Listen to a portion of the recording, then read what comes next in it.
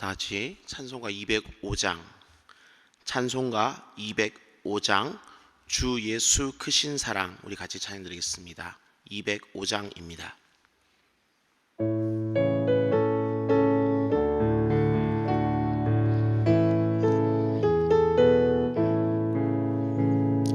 주 예수 크신 사랑 늘 말해주시오. 나 항상 듣던 말씀 또 들려주시오. 접해지 않는 천국 주 예수 계신 곳 나 밝히 알아듣게 또 들려주시오. 나 항상 듣던 말씀, 나 항상 듣던 말씀, 주 예수 크신 사랑 또 들려주시오. 아침에 이슬 방울 쉬 사라짐까지 내 기억 부족하여 늘 잊기 쉬우니 잘 알아듣기 쉽게 늘 말해주시오. 날 구속하신 사랑 또 들려주시오. 나 항상 듣던 말씀, 나 항상 듣던 말씀, 주 예수 계신 사랑 또 들려주시오.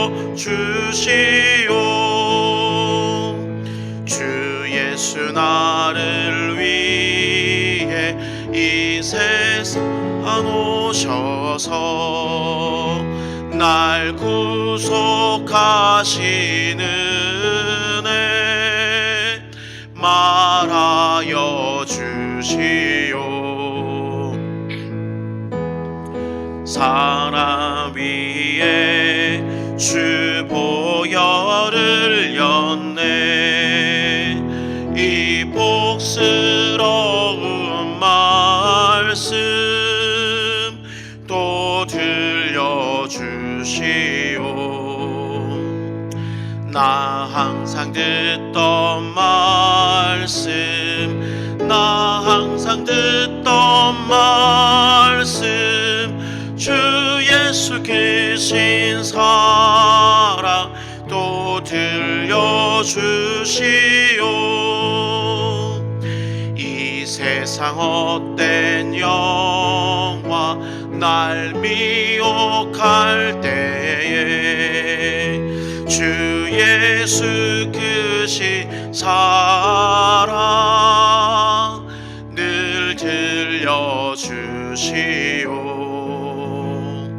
전국에 빛난 영광 내 눈에 비칠 때 주 예수 크신 사랑 또 들려주시오. 나 항상 듣던 말씀, 나 항상 듣던 말씀, 주 예수 크신 사랑 또 들려주시오.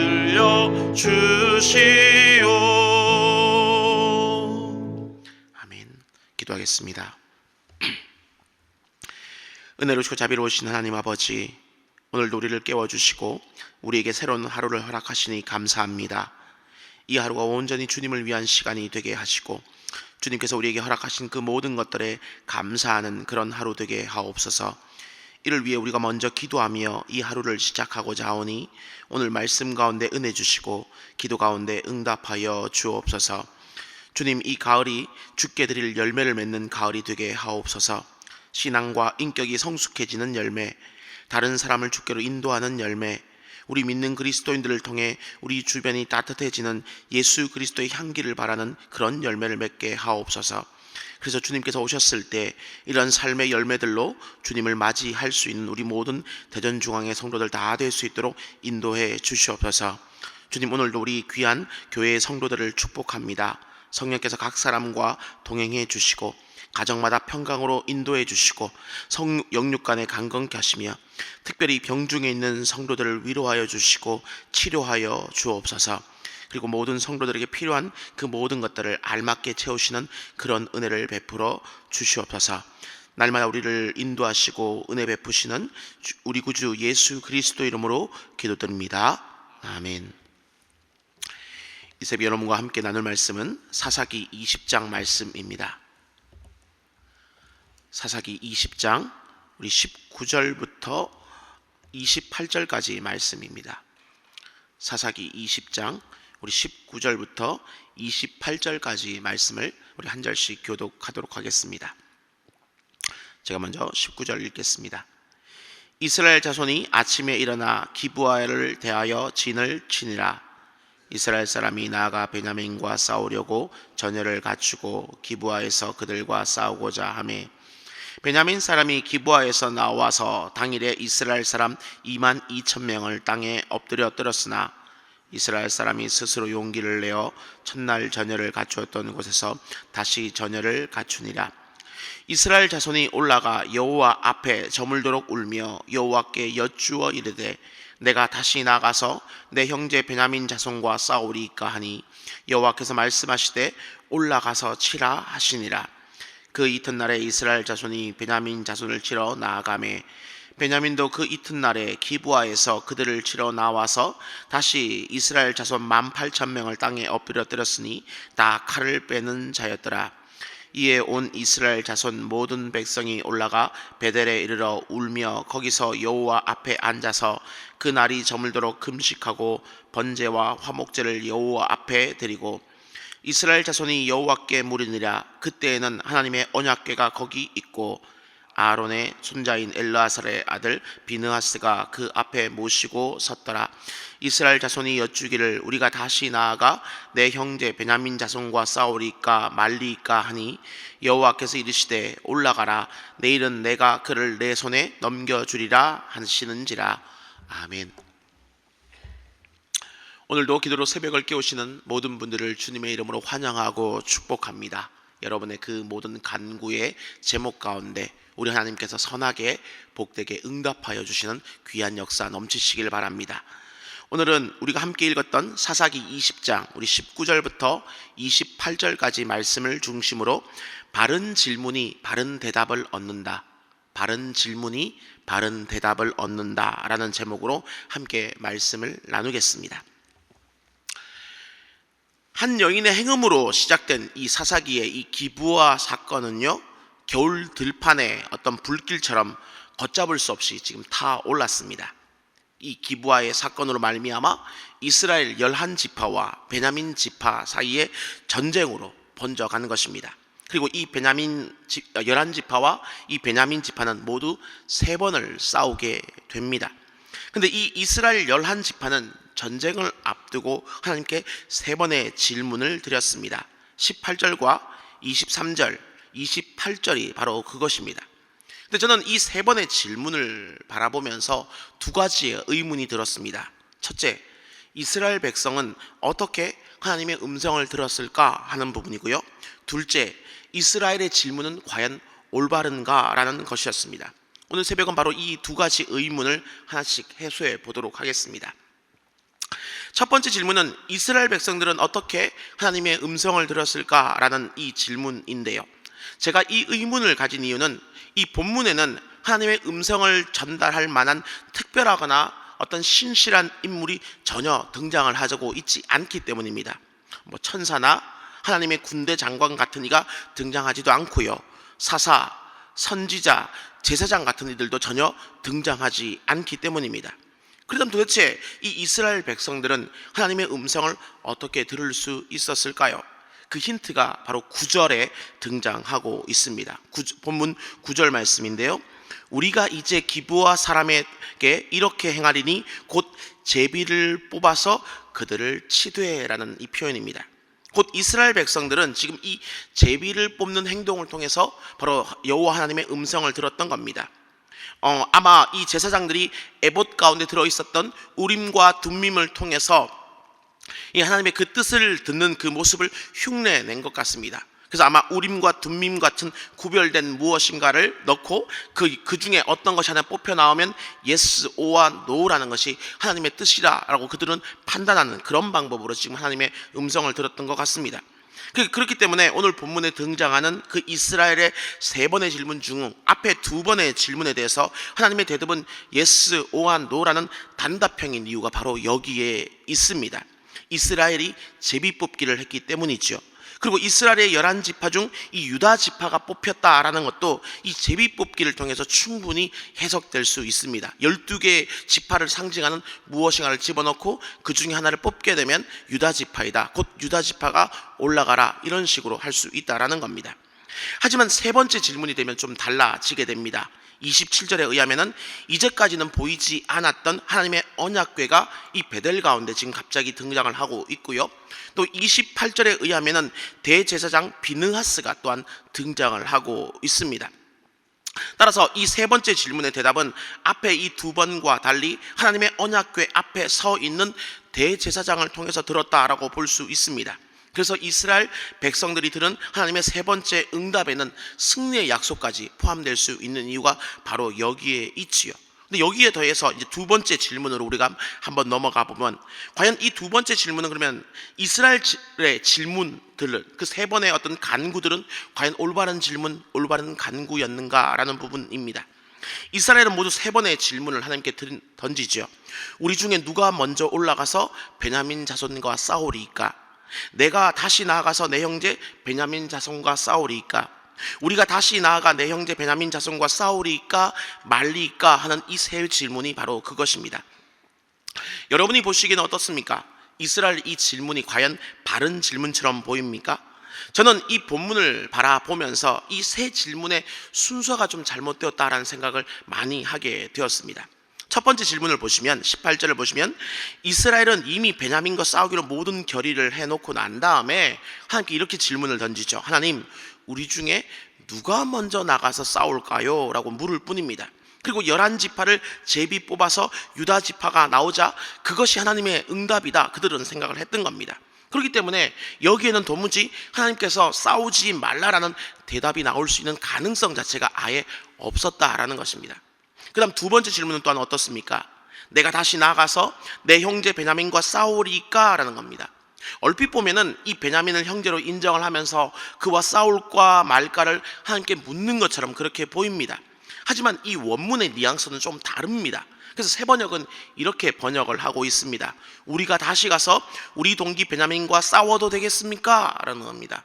여러분 이해를 좀 하셨는지 모르겠는데, 이게 무슨 말이냐면 이 첫 번째 전투에서 지금 이 11지파는 22,000명의 동료를 잃었습니다.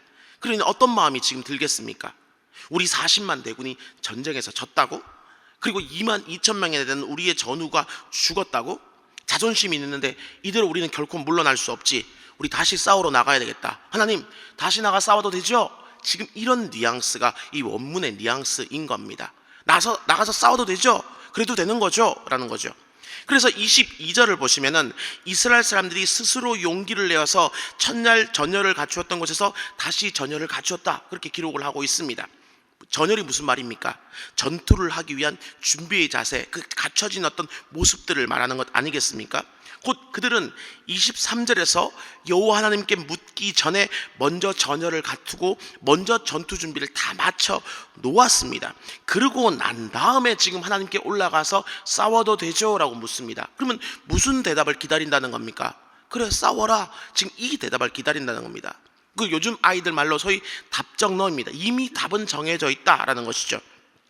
그래서 하나님은 그저 예스라는 대답만 해주시면 된다, 내가 하는 행동에 정당성만 부여해주면 된다라는 것이 바로 이 2번째 질문입니다. 그렇기 때문인지 하나님의 대답도 그들이 원하는 대로 그래 한번 싸워봐라 어떻게 되는지 뭐 이런 뉘앙스가 되는 것입니다. 물론 이 두 번째도 역시 제비 뽑기를 했기 때문에 직접적인 음성을 그들이 들은 것은 결코 아닙니다. 하지만 사사기의 저자는 아마 이 제비 뽑기를 했을 때 나온 하나님의 응답이라는 것이 이와 같을 것이다 라는 어떤 뉘앙스적인 의미로 오늘 본문의 기록을 남겨둔 것이죠. 그래서 이 두 번째 전투의 결과가 어떻습니까? 11지파는 다시금 18,000명을 잃게 됩니다. 하나님의 뜻이다 라고 분명히 믿고 나갔는데 실제는 하나님의 뜻이 아니었다라는 것이죠. 그다음 그래서 마지막 이제 세 번째 질문은 어떻게 됩니까? 우리가 다시 나가서 내 형제 베냐민 자손과 싸우리까 말리까 이렇게 질문이 바뀝니다. 이미 22,000명과 18,000명 4만 명이나 죽었습니다. 이스라엘 그 백성 40만 명이 지금 모여 있는데 그 중에 10분의 1이 죽었다라는 겁니다. 그러면 앞에 논리대로 하면 더더욱 복수해야 되지 않겠습니까? 근데 그럼에도 불구하고 이번에는 좀 달랐습니다. 그들은 원래 실로에 있었던 그 하나님의 언약궤를 가지고 왔고요, 대제사장 비느하스를 데려왔습니다. 그리고 그 제사장을 통해서 먼저 제사를 드린 후에 지금 조심스럽게 다시 묻는 겁니다. 우리가 싸울까요? 말까요? 근데 그래서 저는 이 세 번째 질문을 볼 때마다 이 질문의 순서가 바뀌었다면 어땠을까라는 생각을 참 많이 하게 됩니다. 세 번째 질문을 가장 앞에 두어서 하나님, 우리가 베냐민과 싸울까요? 말까요? 그 다음 두 번째, 정말 내 형제 베냐민과 싸울까요? 하나님, 그러면 만약에 싸워야 된다면 우리 중에 누가 먼저 올라갈까요? 만약 이렇게 순서의 질문이 바뀌었었더라면 굳이 하나님의 언약궤가 없어도 또 대제사장 비느하스가 없어도 그들이 제비뽑기란 방법을 통해서 뭔가를 이야기한다 해도 하나님의 음성을 제대로 들을 수 있지 않았을까요? 충분히 제비뽑기를 통해서도 싸우지 말라 처음부터 이렇게 말씀하셨다면, 그 제비뽑기가 가능한 상황들이 되었다면 그들은 하나님의 뜻을 더 온전히 알 수 있었을 것이라는 겁니다. 하지만 그들은 이미 어떤 답을 정해놓고 난 다음 하나님의 어떤 응답을 듣겠다, 내 질문에 대한 답을 듣겠다라고 생각하고 이 질문의 순서를 제대로 하지 못했기 때문에 온전한 하나님의 뜻을 지금 듣지 못했던 겁니다. 그래서 저는 오늘 본문을 보면서 오늘 설교의 제목을 떠올려 보았던 겁니다. 바른 질문이 바른 대답을 얻는다라는 것입니다. 곧 내가 싸우겠다는 결론을 이미 미리 내려놓고 나서 하나님께 질문을 해서는 결코 안 된다라는 겁니다. 내가 이미 어떤 결론을 내려놓고 난 다음 하나님께 그 결론에 대한 답을 달라는 식으로 조르는 방식의 어떤 그런 간구 기도가 결코 옳지 않다라는 말씀입니다. 지금 이 이스라엘 백성들이 싸우는 사람들이 누굽니까? 싸우는 대상이 가나안 이방인과 싸우는 것이 결코 아닙니다. 나의 동족 베냐민과 싸우는 것입니다. 그럼 더욱더 신중에 신중을 더해야 되지 않겠습니까? 근데 이 이스라엘 백성들은 바로 이 질문에서 실패한 겁니다. 질문의 그 첫 단추를 이미 자기가 다 채워놓은 상태에서 질문을 해버린 겁니다. 그러다 보니까 옷이 삐뚤어지는 것처럼 이들의 질문은 끊임없이 그릇된 대답을 얻어낼 수밖에 없는 겁니다. 자신들을 바로 잡아줄 그 어떤 영적 지도자, 사사나 선지자나 제사장이 없는 그런 상황들 가운데 그들이 얻는 응답이라는 것은 엉터리 응답에 불과하게 된다라는 것이죠.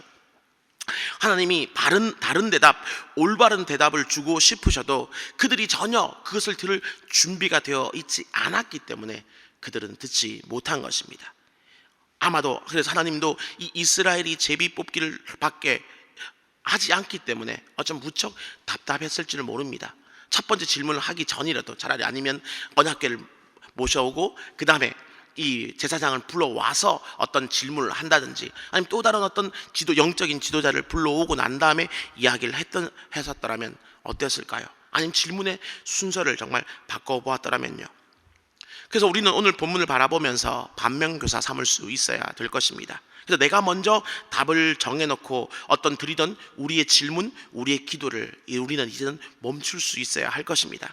내가 원하는 응답을 듣는 것이 결코 기도가 아니라 하나님께서 주시고자 하는 그 대답을 듣는 것이 바로 진짜 기도이기 때문에 그렇습니다. 이를 위해서 우리는 세 가지를 훈련할 필요가 있다라고 생각이 드는데요. 가장 먼저는 하나님의 음성을 듣는 바로 그 법을 훈련할 수 있어야 됩니다. 기도는 대화입니다. 따라서 내가 아무리 많은 말을 하여도 하나님의 음성을 듣지 못한다면 그 기도는 실패한 기도입니다. 반대로 내가 어떤 많은 말을 하지 못한다 하여도, 어쩌면 주여 한마디만 하고 돌아가는 그런 날이다 하여도 하나님의 음성만 제대로 들을 수 있다라면 그것이 진짜 기도가 되는 것입니다. 그러므로 기도할 때 우리가 정말 이 말씀을 더욱더 기억해야 됩니다. 듣기는 속히 하고 말하기는 더디하는 바로 그런 훈련을 우리는 할 수 있어야 될 것입니다. 그 다음 두 번째로 우리는 하나님의 그 음성을 분별하는 법을 또한 훈련할 수 있어야 될 것입니다. 오늘 본문의 이스라엘은 바로 이 훈련이 되지 않았습니다. 그래서 이 제비 뽑기에 전적으로 의존하는 그런 모습을 보입니다. 물론 구약 시대이기 때문에 이럴 수 있겠지요. 하지만 신약을 살아가는 우리는 조금 다릅니다. 우리에게는 이미 하나님의 응답인 성경이 주어져 있습니다. 그래서 우리는 이 성경을 통해서 하나님의 그 뜻을 분별할 수 있어야 합니다. 물론 하나님은 오늘날도 여전히 어떤 내적 감동이라든지 설교, 대화, 꿈과 같은 것을 통해서도 충분히 말씀하실 수 있는 분입니다. 그러나 그런 어떤 성경 외적인 응답은 언제나 성경을 통해서 확인을 받아야 되는 겁니다. 하나님은 변함이 없는 분, 불변하시는 분이라는 어떤 그런 전제를 우리가 온전히 이해한다면 성경에서 어떤 말씀을 하신 하나님이 다른 말씀을 하실 리가 결코 없기 때문이다라는 것이죠. 제가 칼세미나를 갔을 때 오카넌 목사님, 돌아가신 그 오카넌 목사님께 직접 들은 이야기 중에 이런 이야기가 있습니다. 어느 날 찬양대에 속한 한 남자분이 이 목사님께 와서 상담을 요청했다라고 합니다. 근데 그 상담 내용이 무엇이었냐 하면은 본인이 기도 가운데 어떤 음성을 듣게 되었는데 그 음성의 내용이 무엇이냐, 지금 함께 살고 있는 아내가 하나님께서 짝지어 주신 이가 아니고 찬양대에 있는 모 자매가 하나님이 짝지어 주신 이다라는 음성을 들었다라는 겁니다. 자, 여러분이 한번 여쭤보겠습니다. 과연 이 남자분은 진정 하나님의 음성을 들은 것일까요? 어떻게 생각하십니까? 아니지요. 왜 하나님의 음성이 아니다 라고 제가 말씀을 드리느냐 하면, 이 사람은 지금 환청을 저는 들었다 그렇게 말씀드리고 싶은데, 왜냐하면 성경은 뭐라고 얘기합니까? 모든 결혼은 하나님이 짝지어 주신 것으로 사람이 나눌 수 없다라고 분명히 말씀을 하셨습니다. 하나님께서 모든 결혼은 하나님이 내가 짝지어 준 것으로 사람이 나눌 수 없다라고 한번 말씀을 하셨는데, 이제 와가지고 네 결혼은 잘못됐다, 아니 난 딴 사람 짝지어 주려 했는데 네가 엉뚱한 사람이랑 결혼했네, 이렇게 말씀하시는 분이 결코 아니다라는 겁니다. 그 다음에 이와 같이 성경과 다른 음성은 무엇입니까? 하나님의 음성이 아니다라는 겁니다. 그저 자신의 어떤 속에 있는 욕망의 소리를 들은 환청에 불과하다라는 겁니다. 그래서 우리는 성경 외적인 응답은 항상 이처럼 성경을 통해 확인하는 그런 훈련을 할 수 있어야 됩니다. 그렇기 때문에 우리는 이와 같은 어떤 잘못을 범하지 않기 위해 성경이 말하고 있는 하나님의 그 음성에 익숙해지는 훈련을 할 수 있어야 되고요. 또 하나님의 음성을 온전히 분별하기 위해 이 성경 자체에 익숙해지는 그런 훈련을 할 수 있어야 됩니다. 여러분이 성경을 읽으시는 가장 중요한 이유 중에 하나는 그 가운데 담겨있는 하나님의 온전한 뜻을 분별하는 것입니다. 그리고 그 뜻의 분별이 우리의 기도를 더욱더 풍성하게 만들어줄 수 있다는 것을 잊지 마십시오. 그래서 만약 여러분이 말씀이 없이, 이 성경에 대한 말씀에 대한 이해와 깊이가 없이 기도를 많이 하게 된다면 여러분은 조심하셔야 될 게, 내 고집과 내 욕심을 더욱더 견고케 할 수 있는 독이 될 수도 있다는 것을 잊지 마시길 주의 이름으로 축원합니다. 마지막 세 번째로 우리가 해야 되는 훈련은 하나님의 이 음성에 또한 순종하는 법을 훈련할 수 있어야 될 것입니다. 기도는 어떤 규칙이 아니라 관계입니다. 그러니까 기도를 얼마만큼 했다, 많이 했다, 열심히 했다 하는 것 때문에 어떤 기도의 응답이 주어지는 것이 결코 아닙니다. 기도는요, 얼마나 하나님과 친밀한 관계 가운데 있고 얼마나 그분의 음성을 들을 준비가 되어 있는가, 얼마나 그분과 온전한 관계 가운데 있는가, 바로 여기에서 응답이 주어지는 것입니다. 그리고 이 친밀함이라는 것은 결국 우리가 하나님 앞에서, 그분은 항상 신실하신 분이기 때문에 우리가 그분 앞에서 얼마나 신실하고 또한 그분의 말씀에 얼마만큼 순종할 준비가 되어 있느냐, 바로 여기에 응답이 좌우될 수 있겠지요. 그래서 예수님은 죽기까지 하나님께 복종하셨고 또 바로 그 죽음의 순종으로 하나님께 사랑받았다라고 성경은 이야기합니다. 그래서 예수님은 언제나 하나님의 분명한 음성을 들으실 수 있으셨던 겁니다. 그러므로 우리 역시 바른 응답, 바른 대답을 듣기 위해서는 바로 이 순종의 훈련을 하실 수 있어야 됩니다. 기도를 통해 하나님과 어떤 논쟁을 한다든지 우리가 원하는 것을 얻기 위해 그분의 팔을 붙들고 늘어지는 그런 모습을 우리는 보여서는 결코 안 될 것입니다. 기도는 하나님께서 우리의 삶 속에서 그분의 뜻을 이루시도록 하나님께 간구하는 것이며 그분의 뜻을 받아들여 순종하는 것이 바로 기도입니다. 그래서 이 순종의 훈련이 잘 되어 있을수록 우리는 온전한 대답, 온전한 응답을 들을 수 있다는 것을 잊지 않으셨으면 좋겠습니다. 그래서 바로 오늘 말씀의 은혜로서 오늘 우리의 기도가 하나님께 더 가까이 나갈 수 있는 그런 기도 되시기를 주의 이름으로 축원합니다. 또 삶의 그 모든 순간에서 하나님의 그 분명한 응답, 그 음성을 듣는 일이 가득한 그런 오늘 하루도 되시기를 주의 이름으로 축원합니다. 이 시간 들은 바 말씀을 기억하면서 우리 다음과 같이 한번 기도했으면 좋겠습니다. 하나님, 우리가 하나님께 올바른 질문, 올바른 간구를 함으로써 하나님의 올바른 대답과 응답을 듣게 하옵소서. 이를 위해 내가 답을 정해놓고 그 답을 얻기 위해 하는 그런 기도가 아니라 하나님과 더 친밀한 관계 가운데 하나님의 뜻을 이루기 위한 그런 기도를 하게 하옵소서. 우리의 기도가 더 깊어지고 온전해지기 위해서 하나님의 음성을 듣는 법, 하나님의 음성을 분별하는 법, 하나님의 음성에 순종하는 법을 제대로 훈련받게 하옵소서라고 기도하시길 바랍니다. 또 새생명 축제를 통해서 결단한 분들이 온전히 주님을 영접할 수 있도록 하시고, 또 교회의 임직의 은혜 가운데 진행될 수 있도록 주님 도와주시옵시고, 성탄의 메시지를 온전히 전하는 우리 교회 될 수 있도록 해달라고 기도해 주시길 바랍니다. 또한 특별히 내년을 준비하며 일꾼을 세우는 그런 시기입니다. 우리들 각자에게 소명을 다하셔서 하나님 나라 확장을 위해서 헌신하는 그런 마음을 부어주시고, 꼭 필요한 곳에 꼭 알맞은 일꾼이 세워지게 하시고, 내가 또 주 앞에 그렇게 세워지는 일꾼으로 주께 쓰임받는 일꾼 되게 해달라고 또한 기도해 주시길 바랍니다. 우리 이와 같은 기도 제목으로 주님의 이름 간절히 한번 부르고 기도하겠습니다. 주여, 은혜로우시고 자비로우신 주님 감사합니다. 그러면 이 새벽도 우리를 깨워주시옵시고 주의 말씀 앞에 우리가 설 수 있도록 은혜 베풀어 주심을 감사드립니다. 오늘의 말씀을 통하여서 하나님 아버지 주 앞에 우리가 온전한 간구가 필요함을 다시금 돌아보게 되오니, 하나님 아버지 우리가 주님 앞에 올바른 순서의 기도, 올바른 아버지 질문을 드릴 수 있는 그런 기도, 주님의 뜻에 아버지 온전히 순종할 수 있는 그런 마음으로 드릴 수 있는 그런 기도를 함으로 말미암아서 주께서 우리에게 정말 하시고자 하는 주님의 그 음성을 들을 수 있는 우리가 될 수 있도록 주여 도와주시옵소서. 이를 위해서 우리가 먼저 답을 정해놓고 그 답을 얻기 위한 그런 기도를 우리가 하지 않도록 주여 도와주시옵시고, 하나님과 더 친밀한 관계 가운데 주님의 그 뜻이 나를 통해 이루어지기를 아버지 바랄 수 있는 그런 간구를 할 수 있도록 우리를 도와주시고 붙들어 주시기를 간절히 소망합니다. 또한 우리의 기도가 더욱더 깊어지고 더욱더 온전해지기 위해서 하나님의 그 음성을 듣는 법을, 또 하나님의 그 음성을 또한 분별할 수 있는 법을, 하나님의 그 음성에 온전히 순종할 수 있는 법을 우리가 제대로 훈련받게 하여 주시옵시고, 그로 말미암아 이 기도회가 더욱더 깊어지는 우리가 될 수 있도록 아버지 더욱더 내 뜻을 아버지 주 앞에 관찰하기 위해서 애쓰는 그런 우리가 되지 말게 하시고, 온전히 주님의 뜻을 듣고 분별하여 그 뜻을 이루기 위해서 수고할 수 있는 우리 모두가 될 수 있도록 주여 도와주시옵소서. 특별히 아버지 교회를 위해서 다시 한 번 더 기도할 때 아버지 이번 새생명 축제 가운데 귀한 결단하는 분들을 보내주심을 너무나 감사드립니다. 하지만 아버지 주님, 그분들의 결단으로 결코 멈춰서는 안 되겠습니다. 그분들이 더욱더 온전히 주님을 아버지 영접하게 하시고 주님과 친밀한 관계를 맺게 하여 주시옵시고, 온전한 하나님의 자녀로 거듭날 수 있도록 하나님 그들을 붙들어 주시옵소서.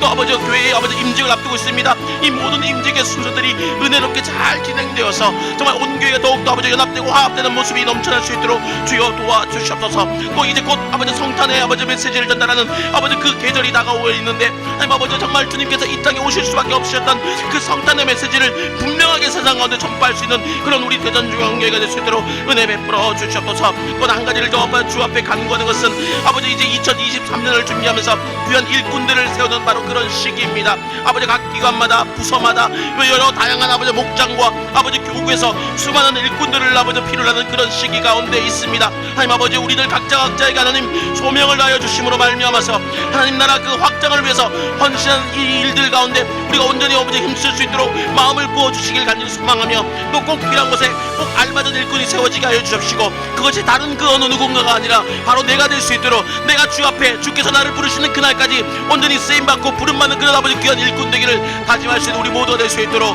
주여 은혜 베풀어 주시옵소서. 주님 도와주시옵소서. 주님 함께해 주시옵소서. 우리 목요일 기도 제목으로 한 번 더 기도하겠습니다. 매주 목요일은 특별히 전도 및 선교 사명을 위해서 기도하는 날입니다.